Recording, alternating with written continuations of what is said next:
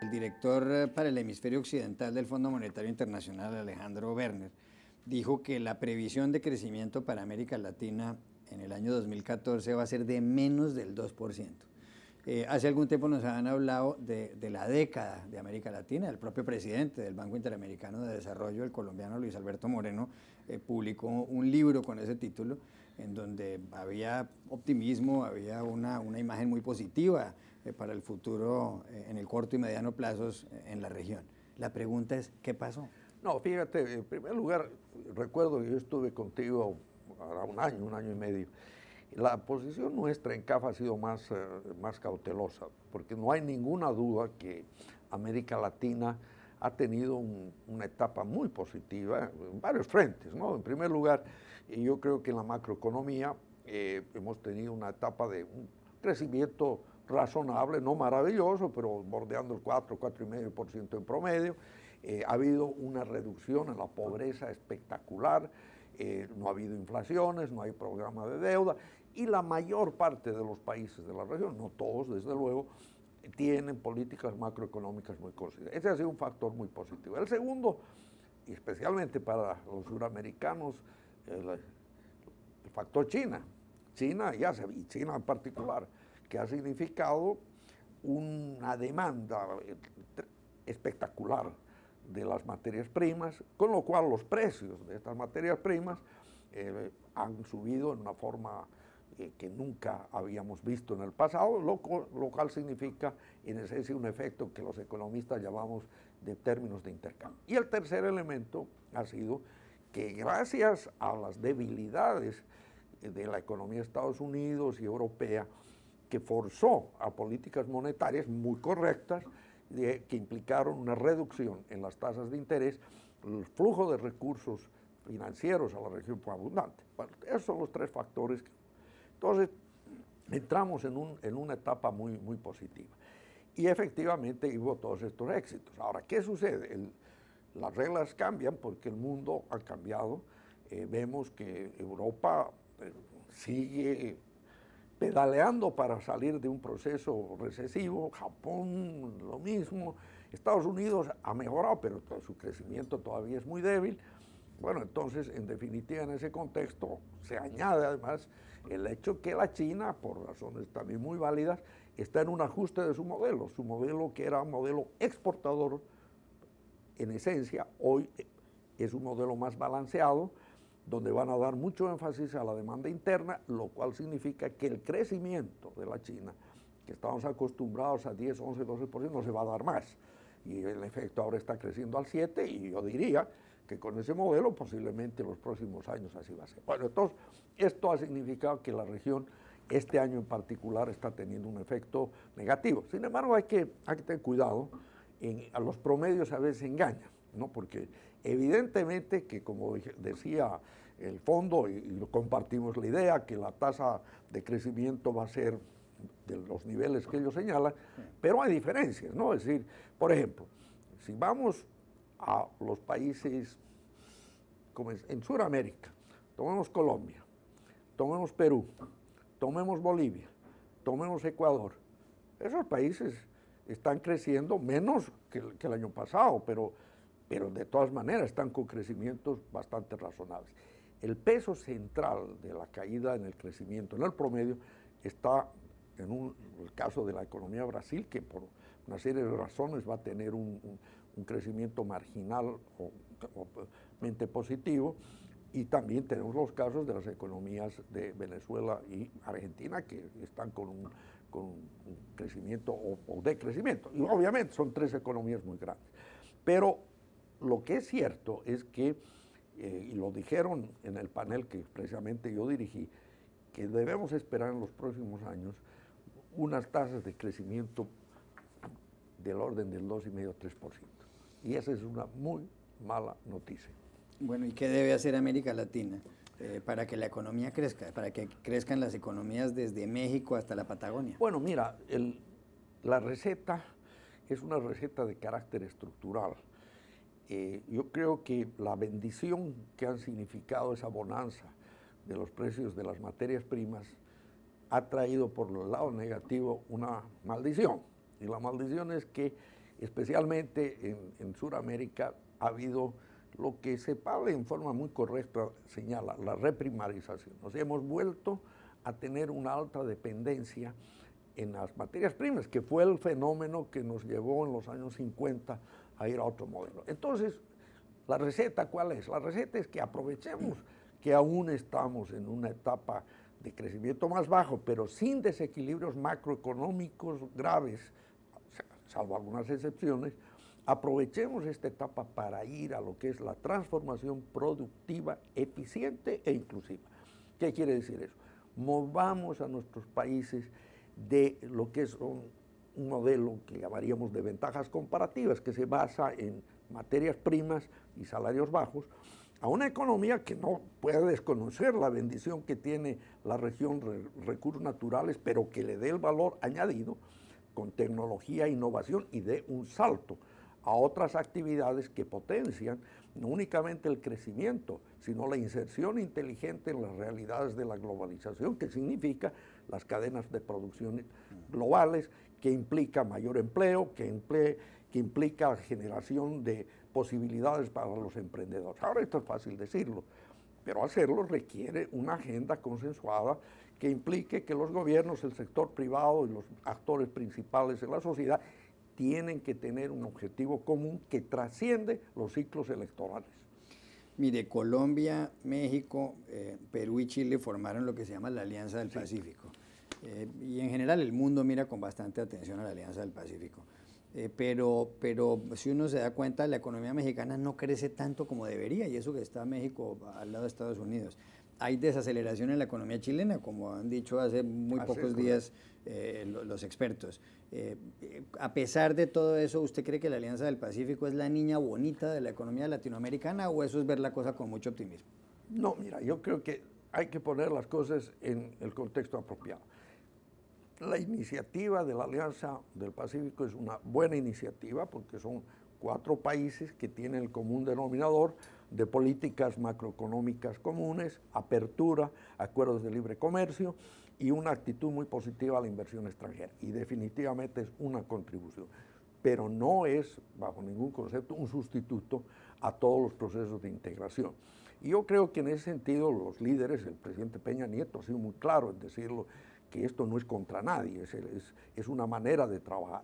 Ahora, en definitiva, yo creo que lo que tú señalas, que México no ha tenido un crecimiento muy alto, sí, pero hay un factor muy positivo en el caso mexicano. El presidente Peña Nieto y su gobierno han logrado consensos políticos muy importantes en reformas trascendentales que le van a dar una mayor competitividad a la economía. Es un punto. El segundo, la economía mexicana está muy ligada a los Estados Unidos y de las economías de los países industrializados no hay ninguna duda que Estados Unidos, si bien no tiene un gran crecimiento, está en un camino positivo. Entonces, y el tercero es que México es una economía más diversificada, no es dependiente de materias primas, es industrializada, hay tecnología, entonces yo veo como algo positivo. Lo que señalas de Chile, evidentemente es un momento de baja del crecimiento, pero Chile tiene unas bases de políticas muy sólidas, institucionalidad. Entonces yo diría que el próximo año se va a volver a tener un ritmo, pero no hay que equivocarse, es muy importante retomar el camino de una integración más amplia que signifique que los países latinoamericanos usen este espacio tan importante de gente para ganar competitividad en áreas que van más allá de las materias primas, que significan tecnología, innovación y mayor industrialización. ¿Necesita más integración económica América Latina? Desde luego, y una integración pragmática. Quizá los latinoamericanos hemos pecado de ser demasiado optimistas en dar saltos mortales. Es decir, cuando se hizo los esquemas de integración más iniciales, el Grupo Andino, el Mercosur, en fin, tratamos de copiar inmediatamente lo más avanzado de la Unión Europea. Y pusimos mucho énfasis en el libre comercio y saltamos al arancel externo común. Y no se puso suficiente énfasis en otras cosas que son claves y que hay que poner, que es la infraestructura, que es la logística, que es obviamente la apertura de los mercados, sí, pero en un conjunto de actividades que permitan precisamente moverse de ese modelo de ventajas comparativas a ventajas competitivas. Yo soy optimista en ese sentido, y en el sentido de que quizá el sacudón, que no es fuerte para América Latina porque tiene una base de defensa fuerte macroeconómica por reservas internacionales, no hay un problema de deuda, en fin, y el sacudón de menor crecimiento ojalá sea un buen shock para que esas reformas pendientes que se quedaron un poco dormidas por la complacencia de una situación de bonanza temporal, hagan que ese despertar signifique hacer más en educación, más en infraestructura, más en fortalecimiento de las instituciones que permitan precisamente una mayor inversión, aumento en la productividad y, muy importante, más allá de la reducción de la pobreza, lograr patrón de crecimiento que sea no solo inclusivo, sino que mejore la distribución y la equidad en la sociedad. De todos los presidentes, jefes de Estado y jefes de gobierno de los países latinoamericanos, ¿quiénes están haciéndolo bien en lo que tiene que ver con el manejo de la economía? ¿Quiénes están acertando y quiénes están metiendo la pata? Bueno, mira, no me gusta criticar a mis accionistas, no me parece, pero puedo decir que la mayor parte de los países está haciendo un manejo macroeconómico correcto. Entonces, quizá yo me puedo referir al único país que me quiero referir, al mío propio, me voy a referir a Bolivia. Bolivia, no obstante que hay alguna situación de diferencias en enfoque en ciertos temas, pero en macroeconomía no hay ninguna duda que el presidente Morales y su gobierno han tenido un manejo ortodoxo muy bien, y eso está pagando resultados positivos. Ejemplo, tiene un crecimiento económico superior al 5%, una inflación baja, reservas internacionales altas, no tiene deuda. O sea, la macroeconomía no tiene fronteras. Y voy a Colombia. Colombia es un país que ha hecho a través de los años una consistencia en su manejo, nunca se han ido a los extremos. Ustedes, los colombianos, no han sido extremistas en la economía. En la época del estatismo total, ustedes no fueron así. Y cuando pensamos que el mercado lo resolvía todo, tampoco lo hicieron. Mantuvieron, y yo veo la economía colombiana como una de las economías que está marchando mejor, con una tasa de crecimiento razonable, está haciendo reformas, y por ejemplo el tema de infraestructura, que es una debilidad muy grande en varios de los países, especialmente en Colombia, y yo creo que se están tomando acciones muy importantes. Y nosotros nos sentimos muy contentos de estar trabajando en la línea de ayudar a ese desarrollo de la infraestructura con mecanismos innovadores. Acabamos de aprobar dos cosas que son muy importantes. La primera, estamos participando accionariamente en el Banco de Desarrollo que va a ser para la infraestructura, conjuntamente con la IFC del Banco Mundial, con Equity, y eso va a servir para financiar proyectos de infraestructura. Y lo segundo, se ha creado un vehículo especial en el cual nosotros ponemos capital accionario, 50 millones, hemos seleccionado un gran operador a nivel mundial que es Ashmore, otros 50, y se va a movilizar recursos muy importantes de los fondos de pensiones y las compañías de seguro, de manera tal que habrá un paquete de más de $1.000 millones para infraestructura, que es una de las debilidades que tiene América Latina, que está invirtiendo menos del 3% del PIB cuando debería estar invirtiendo por lo menos el doble. ¿Cómo mira usted actualmente la economía en Cuba? Un país pequeño de 11 millones de habitantes, pero políticamente importante y geográficamente. Bueno, yo diría que precisamente tuvimos un panel en la reunión de nuestra conferencia sobre Cuba. Cuba está en un proceso de transición. Las transiciones deben llevarse con un ritmo adecuado. Hay sector intelectual que está moviéndose en tratar de aprender prácticas adecuadas, y ha habido una serie de iniciativas que se están haciendo a nivel internacional, inclusive con Brookings y con instituciones como la que yo presido, para ayudar a crear una conceptualización apropiada, y se están abriendo iniciativas para una mayor participación del sector privado. Entonces yo creo que hay que ver el tema de Cuba como un tema que está en una transición positiva, y en ese contexto creo que todos los que puedan dar un apoyo a iniciativas que nos conduzcan a esa transición económica es algo muy positivo. Miren, una última pregunta. En América Latina, millones de personas en los últimos años han salido de la pobreza.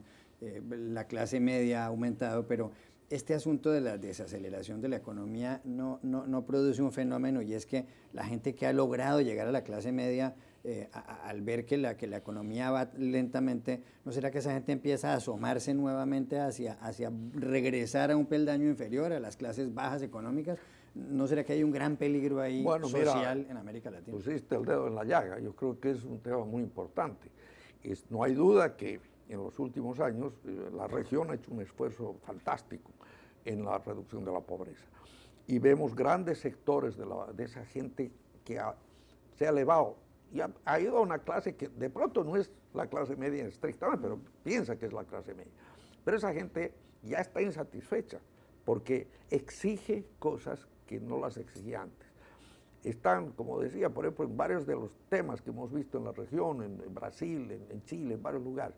Pero el caso de que dentro de la casa están muy bien, tienen la televisión, tienen un teléfono, pero salen de la casa y se encuentran porque el transporte no es bueno, que el servicio de educación no es bueno, y hay una ambición y una frustración. Entonces, si no retomamos el sendero de un crecimiento que no puede ser un crecimiento de 1 o 2%, tienes que volver a crecimientos de 4 o 5% por lo menos, y además un crecimiento de una calidad que implique las oportunidades de crear empleo productivo y crear condiciones para emprendedores.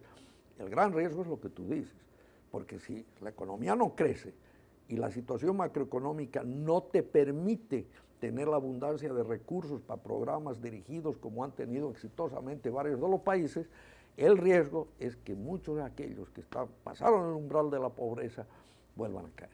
Y eso tiene implicaciones no solo sociales, sino políticas muy importantes que hay que cuidar para el futuro de la región.